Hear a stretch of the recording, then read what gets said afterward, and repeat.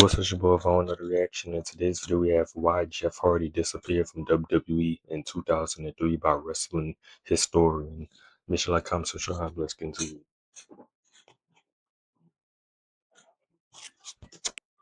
Definitely troubling signs. Like once Jeff and I had been split and he was on a different roster, he was traveling with a couple guys, and I just feel like he was starting to develop some bad habits. In early 2003, Jeff Hardy Drugs. was one of the WWE's most popular young stars, known for his high-flying Daredevil style and the tag team success he achieved with his brother Matt. However, after the Hardy Boys split as a result of the first WWE brand extension, with Jeff staying on Raw and Matt heading over to SmackDown, many expected Jeff to break out as a single star, especially after feuding with The Undertaker in mid-2002. But unfortunately, Jeff Hardy's struggles with addiction would eventually hold him back, so much so that he'd eventually be released from the company in early 2003. Well, in today's video, we're going to be doing a deep dive into this strange time for Jeff, while also briefly discussing his journey back to the company in 2007. So let's do that, and head back to 2003, as this was a really weird year for Jeff, with the creative team deciding to turn him heel. I'm gonna start kicking some ass around this place, and I'm gonna start with you. This often forgotten heel run was really brief, and honestly, other than a short segment with Shawn Michaels, not much came from it. After this, he turned babyface again, joining Trish Stratus in a shortly lived romance angle in March 2003. But despite the TV time in these storylines, Trish Stratus was bad than bitch. I ain't gonna lie. She was bad than bitch. Jeff's personal situation was spiraling downward behind the scenes. Backstage reports at the time indicated that Jeff had grown unmotivated and burnt out from the road. He had even requested his release from the WWE multiple times in the later half of 2002, expressing that he wanted to quit wrestling to focus on music and art. I do know they started Damn. giving him shows off. They tried to give him more time off, and I feel like that's right when he started like trying to play the guitar and doing music. And I feel like he had this big ambition to try and be a rock star at this time, and like maybe it's time to move on from wrestling, whatever. He also felt like he was getting burnt out a little bit, and maybe that was even part of his excuse at the time too, that he was kind of burnt out because like wrestling really did consume us at that time. I mean, the schedule was so hectic. Obviously, everybody knows Jeff's style, and he's maybe not getting enough time to recuperate or let his body completely heal. WWE officials initially refused those release requests for selfish reasons. To be 100% honest, this was probably one of Jeff's lowest points in his career, but he was the most over he had ever been at this time. Yeah. Jeff was a merchandise seller and a teen idol for young fans, so management tried to accommodate him with a lighter schedule rather than let him quit. Nonetheless, it became pretty obvious by early 2003 that Jeff did not want to be there. Multiple colleagues and officials noted a troubling change in Jeff Hardy's demeanor in these final months, with former WWE writer Bruce Pritchard providing some backstage details in a recent podcast. All of a sudden, we had a different human being on our hands, and it wasn't someone that anyone really liked to work with anymore, because if he did show up, he would go and hide and you couldn't find him all day long, or he'd show up and then he'd leave again. So it was difficult times dealing with Jeff Hardy, but Jeff didn't want to go to rehab. So the condition was like, Jeff, you either go to rehab or we've got to let you go. We've got to release you. Jim Ross, then WWE's head of talent relations, said that he also had several sit-down talks with Jeff Hardy, and that it was clear that his drug issues were starting to impact his professional life. Can he be trusted? And is he clean and sober? And can he stay clean and sober? Well, we know the answer to that. The answer is no. These tensions would eventually come to head in the spring of 2003. Dave Meltzer reported in the Wrestling Observer newsletter that Jeff Hardy had failed a drug test in early 2003. In response to the failed test and Hardy's ongoing issues, WWE management delivered a firm condition. Jeff had to go to rehab or he would be released. However, a stubborn Jeff Hardy refused to go. Damn, look at that nigga. Look at that nigga eyes in that clip. The boy look like he Jeff had to go to rehab or he would be released. However, Yeah, that boy ass rolling.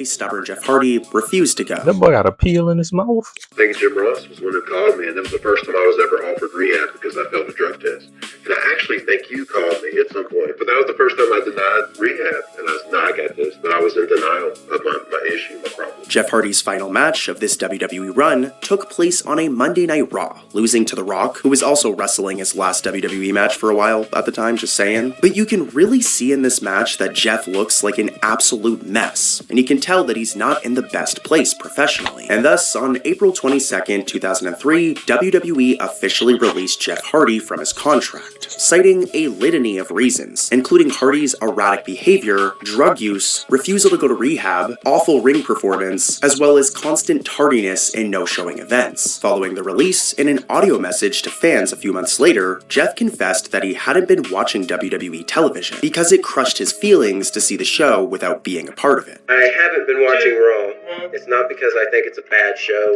or it sucks. It's because the times I've watched, it's crushed my feelings and really heart punched me in the chest. After the release, Jeff Hardy largely retreated from the wrestling world for a time, though it was very shortly lived. Just days after his release, a message was sent out on behalf of Jeff's new band, Perox Y Gen, with it saying that Jeff was headed to Cincinnati to record an album. The email also stated that Jeff wasn't planning to do independent wrestling dates at all, but this would quickly change. On May 24th, 2003, barely a month after being let go, Jeff actually stepped back into the ring for an independent show in North Carolina.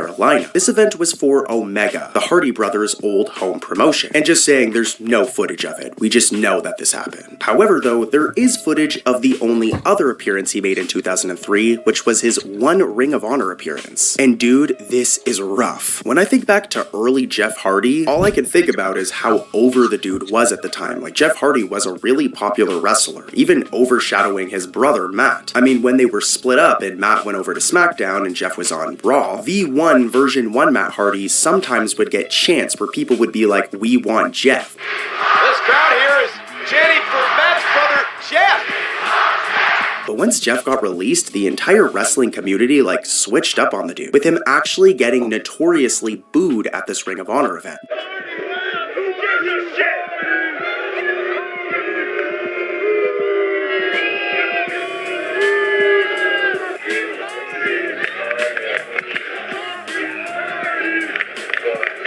Jeff did not get a very warm welcome at Ring of Honor's Death Before Dishonor event on July 19th, 2003. As the moment the dude stepped out, the Ring of Honor audience ate his ass up, and they even chanted that they wanted Matt, which is absolutely crazy to hear. Like, who would have thought you'd ever hear fans booing Jeff and chanting that they want Matt Hardy? Then again, boo that Ring of Honor.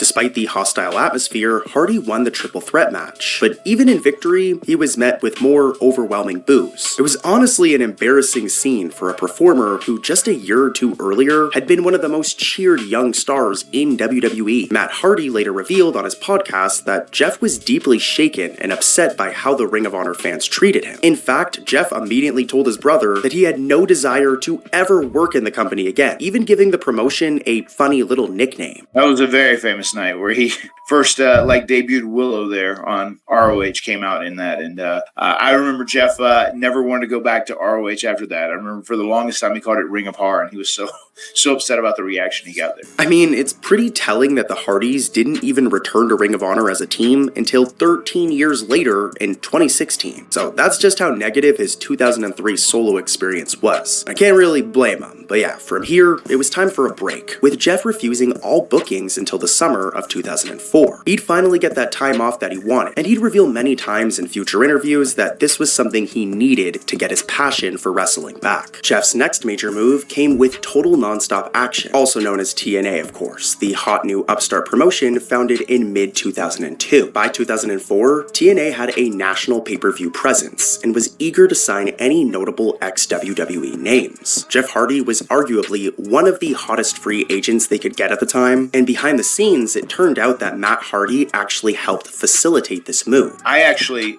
expedited a lot of him going to TNA. I had conversations with Jeff Jarrett about having Jeff go there because I thought just him having some constructive work to do would make sure he kind of stays a little more straight or continues to clean up his life or move in the right direction. So I wanted him busy. I didn't want him just sitting at home with nothing to do. W Matt for real. W brother for real.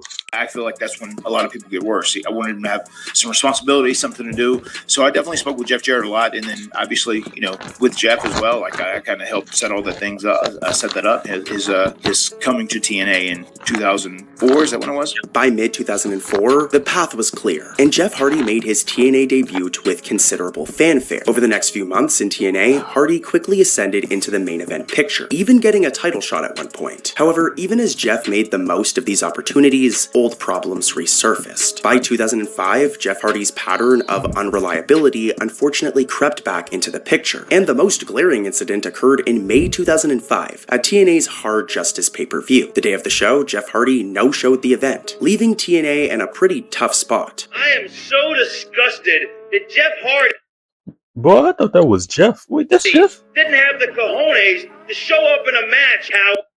Gang, why this nigga look like Jeff? Who is this? The man is disgusting. The man is pathetic. Now, whether it was truly a missed flight or something more serious, What? self-inflicted, TNA suspended Jeff Hardy after this incident. I mean, there were times where he was really good, but I was always concerned and I was always worried about him. And I remember there was one point when he'd missed some of those flights, and I was getting called. A guy who works for WWE from TNA, like, "Hey, where's your brother at? Where's your brother at?" From several people in management or whatever. And then I would try and do what I could to locate him and whatnot. He was quietly welcomed back in August 2005, but just when it seemed Hardy had stabilized, another mishap struck. In December 2005, TNA advertised Hardy for a match on the pre-show of Turning Point. But once again, Jeff Hardy no-showed on the day of the event, so TNA suspended him indefinitely, later releasing him from his contract in June 2006. And this is where Jeff's road back to the WWE would finally begin. By mid-2006, over 3 years had passed since Jeff Hardy's dramatic WWE exit, and as fate would have it, WWE was willing to give Jeff another chance. I'll never forget, he came to a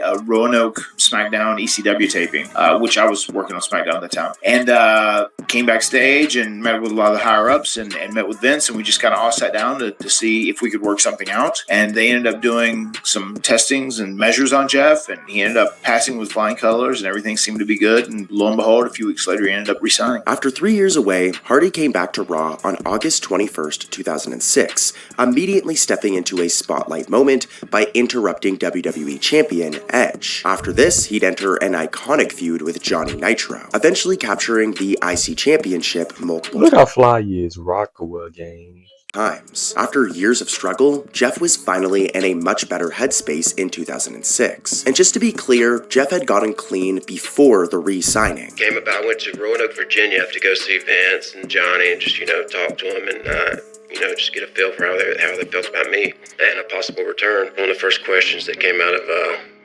Johnny's mouth, are you clean? How long have you been clean? And I was open and honest with him. I told him how long.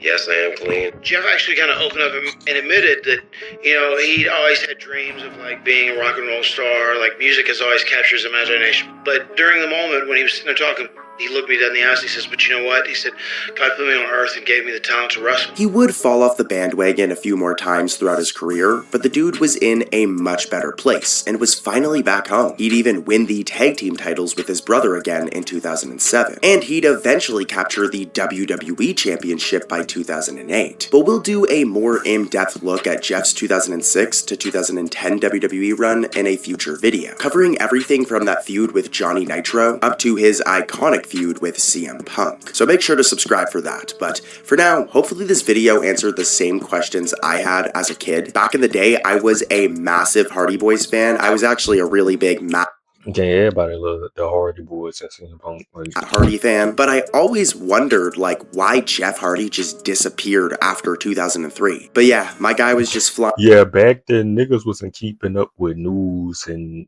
releases and shit. We was kids, bro. That nigga disappeared and we was like, bro, where the fuck he at? Flying a little too high, if you know what I'm saying. But that's that was 2003, nigga. I was born in 2006. I wasn't even alive doing that, but you get what I'm saying, though. This nigga as a kid ain't see Jeff Hardy no more. He like, bro, where the fuck he at, bro? But make sure to like, comment, subscribe, and all this. This is a good video.